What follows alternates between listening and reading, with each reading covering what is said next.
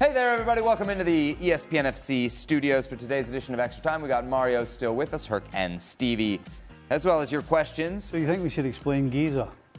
Yes. So was it number 2 on the countdown? Yeah, so Cockney a Spanish player whose name phonetically looked like Uragizer. Phonetically. Right.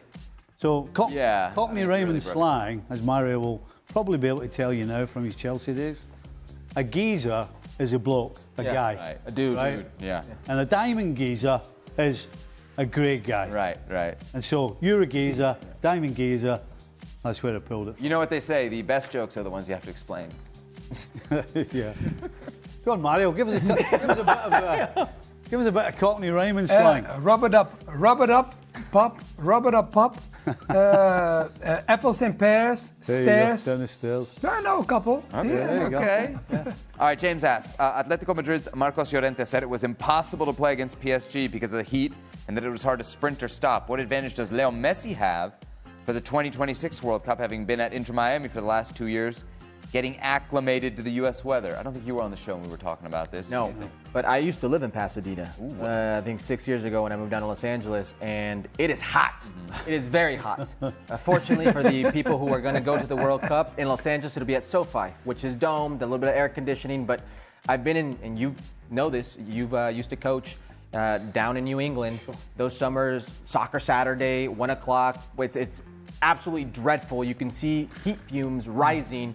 It's not a pleasant experience. Leo Messi, he'll be used to the heat per se, the humidity per se, but he's going to be 39, going on 40. That may be a bigger factor. I know it's really bad in LA, but LA is usually not the most humid of the places that you'll have in this country. Northeast gets terrible, Southeast DC. gets Texas. terrible. Yeah, and DC has some Club World Cup games. They've got 3 there at Audi Field. Those are the 2 I remember. Dallas. 4 o'clock kickoff. Dragon Field. Carroll High School. Dragon Field. Just impossible. Yeah. And one night we played in DC. Yeah. Oh, you get guys couldn't breathe. Muggy August and day. I decided I needed to retire one night in New England, actually. Oh, really? On the turf in New England, a muggy summer night in New England? Guys couldn't breathe, and then when the final whistle went, both sets of players just fell on the ground. Yeah. All right, Steve Nichols' personal assistant asks, for Mario, how far can Chelsea go in this tournament, assuming we're talking about the Club World Cup here? I think, look, we cannot take this because I think especially at the end, it was difficult for them, I felt like they gave too much away. They gotta finish games off. I think that is going to be their main thing, and if they can do that, they can travel. If they cannot finish the game off, because, come on, LAFC at the end, you understand, they had the opportunities to score a goal, and you don't want that. So I feel like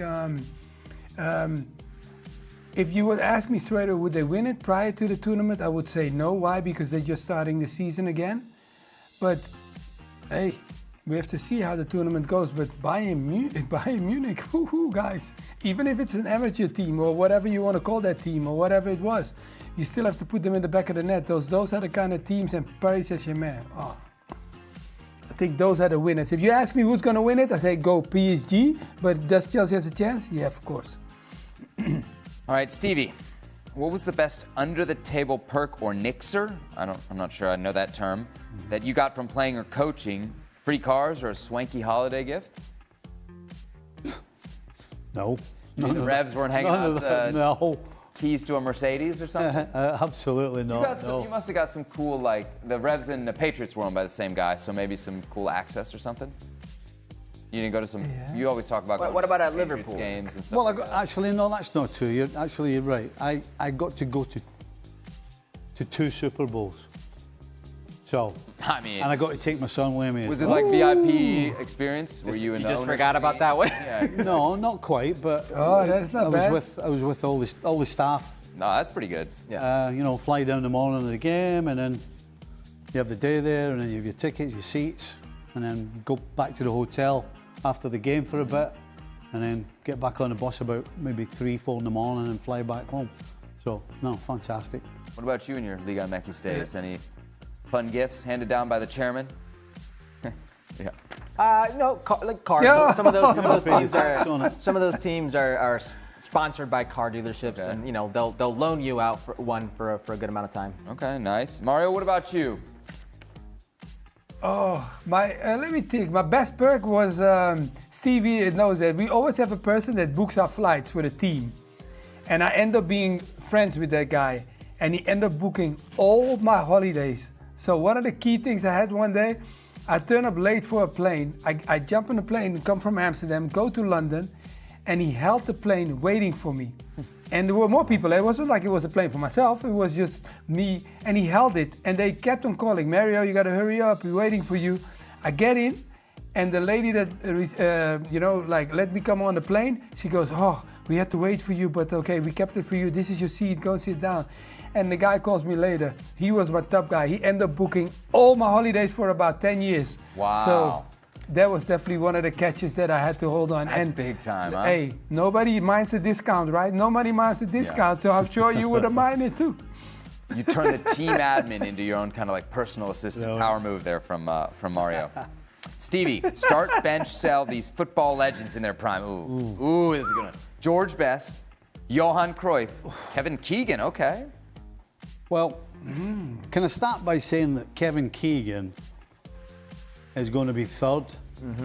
And for those that don't know, Kevin Keegan, before the Ballon d'Or, it was called the European Player of the Year.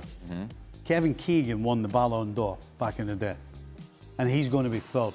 That's how good he was, and how good this three is. And that'll also be the headline in the Liverpool Echo. In second place, we have the mercurial George Best. I mean, a guy who played football like he was on the street. Every time he stepped out at Old Trafford in particular, he played as though he was in the playground. I mean, just dribbling, scoring goals, just played like a kid. But the winner has to be Johan Cruyff. I mean, he did all the things that George Best did, but he organised everybody around him. And I guess the Cruyff term, I mean, how many people in their life... It's literally like the first move you learn, I feel like, as a kid, right? You know, Javi move, such an iconic move. Still the only move I have. And Johan Cruyff played at a time where, again, you were allowed to kick people. Yeah. Well, and he still produced what he did. His influence on the game, Pep Guardiola, you know, all that, Barcelona, everything we know, Luis Enrique, it all stems from him. Yeah, it's a fantastic three, but it has to be Cruyff, Best, and Keegan. Top man. I love our next question. Memory banks, gentlemen. Radvin asks, what was the greatest goal that you ever scored in your career? Herc, you're the striker here, so you go first. The greatest goal I ever scored in my career, not even for what it meant, but just quality of goal, I think. Quality goal. Yeah, it was a header. I guess you could define it however you want. That I put literally in the upper V, running away from the defender.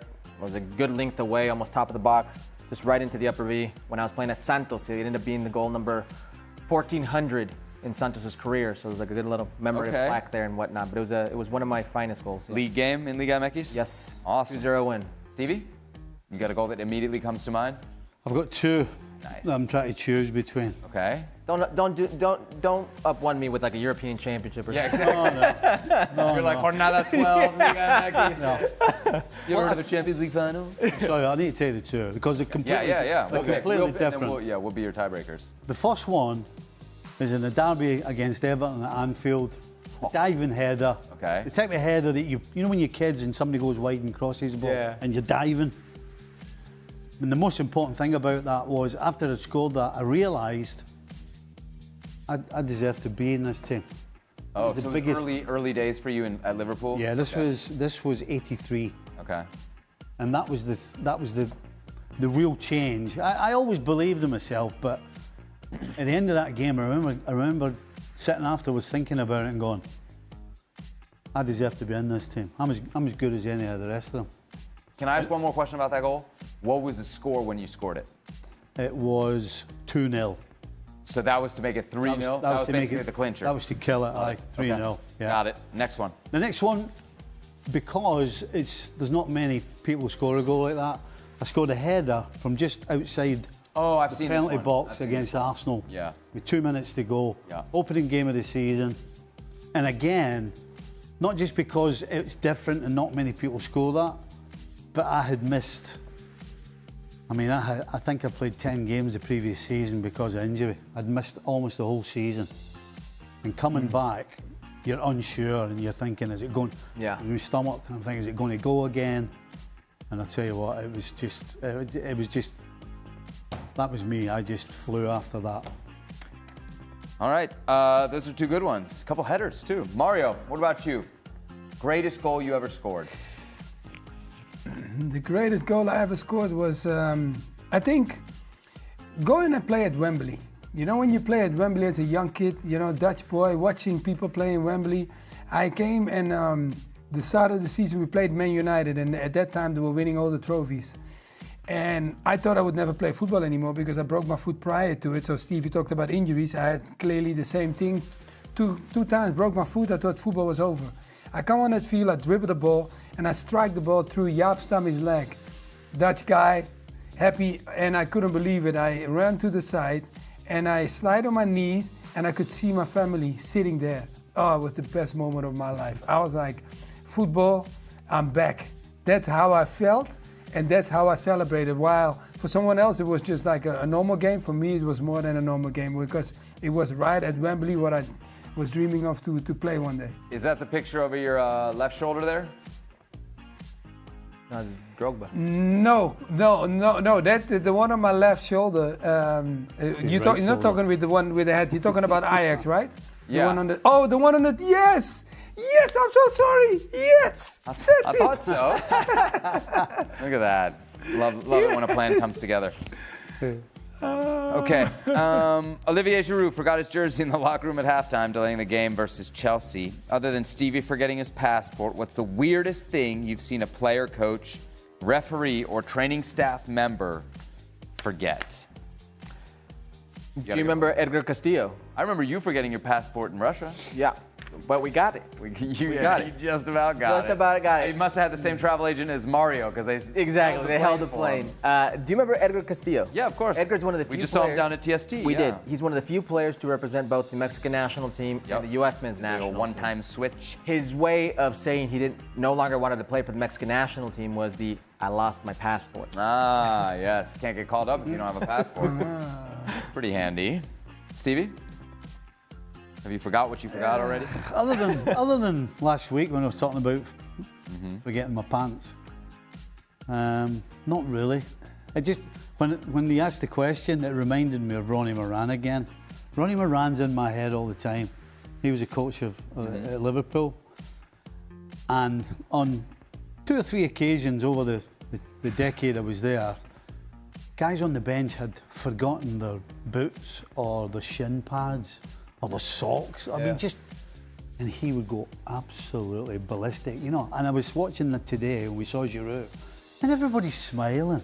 Yeah. I was smiling as if, Ronnie Moran would have if he could have got a hold of Giroud today, Ronnie would have strangled him. Really? Oh. That was just the thing that got under his skin. Oh, big time.